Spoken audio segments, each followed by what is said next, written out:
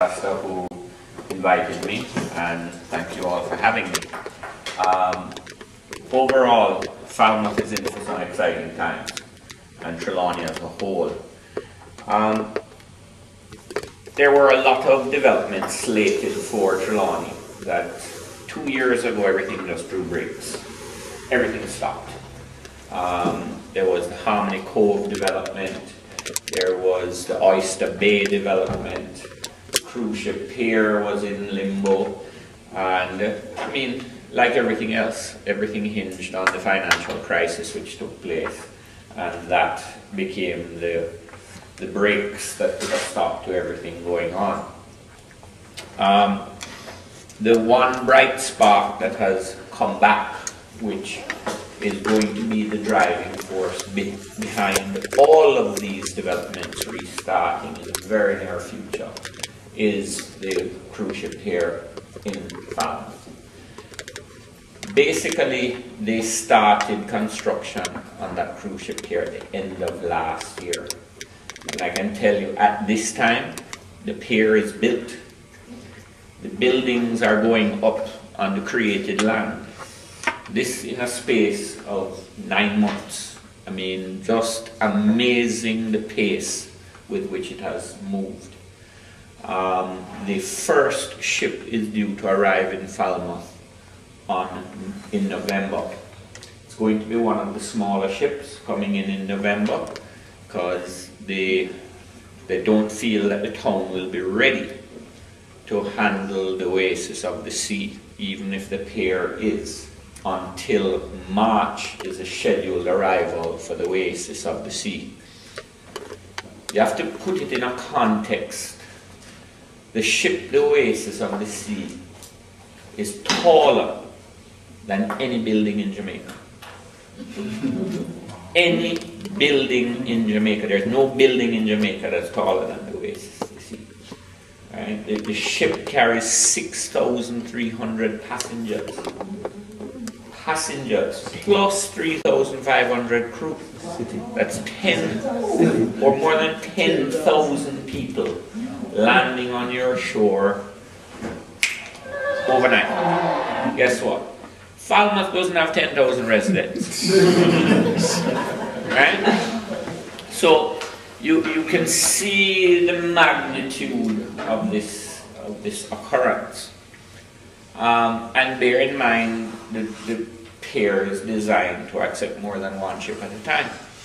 So it will accept possibly 2 ships on any given day. Anyhow, everything, as them say in Jamaica, story come to bum. So everybody is hustling now to do things that should have been done already. Okay. Immediate developments that are going to take place. Falmouth Town Square, Water Square, is going to be pedestrianized. They're going to lock off all vehicular traffic in and around Water Square. Now, historical significance, Water Square had running water before any city in the United States. Right? From the 1700s, they had running water. So again, all of the Georgian buildings are being redeveloped. They're going to create walking tours. They are repositioning the entire town. They're creating a new transportation center. They're creating a new market. They've relocated the squatter community out of Falmouth, what was previously called Dump.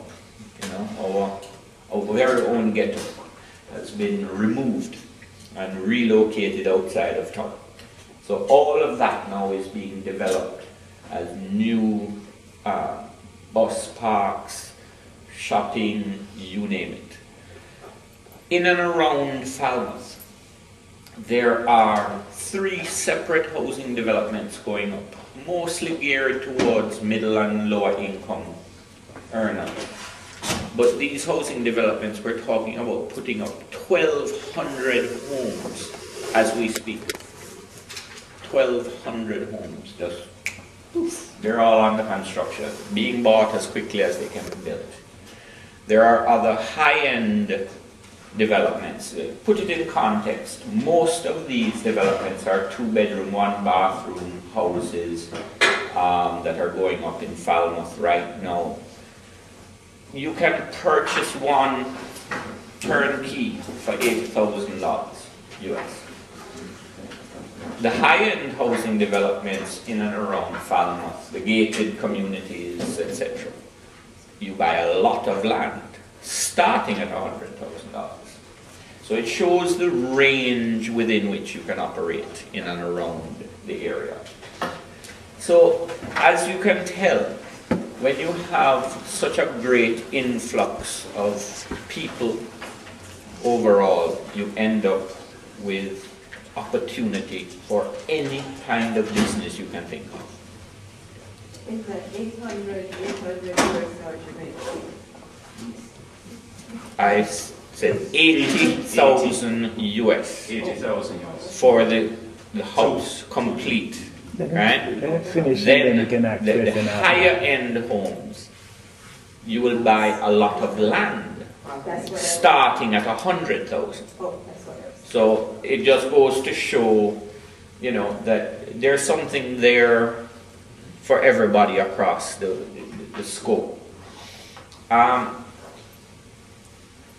The biggest thing right now in Trelawny is a scramble to put in attractions that can handle the volume of people that are going to be coming into Falmouth. Bear in mind, associated with the pier, they built an 8-acre dock. It's not a finger pier. It's a triangle of land that was created that is 8 acres in size.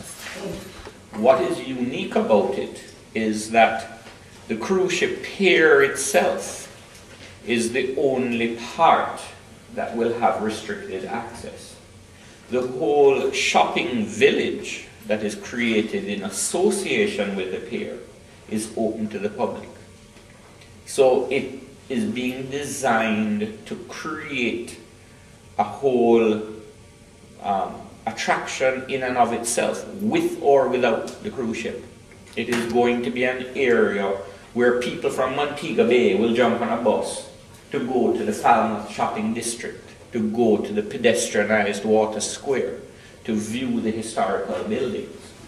So, as I said, you're creating a whole center that is going to be a driver of the economy for the entire area. As I said, one of the big things with the cruise ship business is attractions. How do they get that extra dollar out of that client? By selling him a tour on land. And all of the existing attractions are either close to capacity already, or even if they had no business, can't handle the volume of traffic that is expected out of these boats. There are new attractions being built as we speak, a number of them. You know, Good Hope Estate is now going to be introducing estate tours. Everglades, there's a company called Everglades that just bought the sugar factory in Long Pond and Hampden. Yeah. But guess what? Their primary focus is not even on growing sugar. Where is it? They want to produce rum, and they want to sell estate tours and factory tours. It's owned by the Hussey family. We have racehorse fame, owner of Terranova Hotel in Kingston, etc. They have a long-term vision to build a racetrack up there. Right?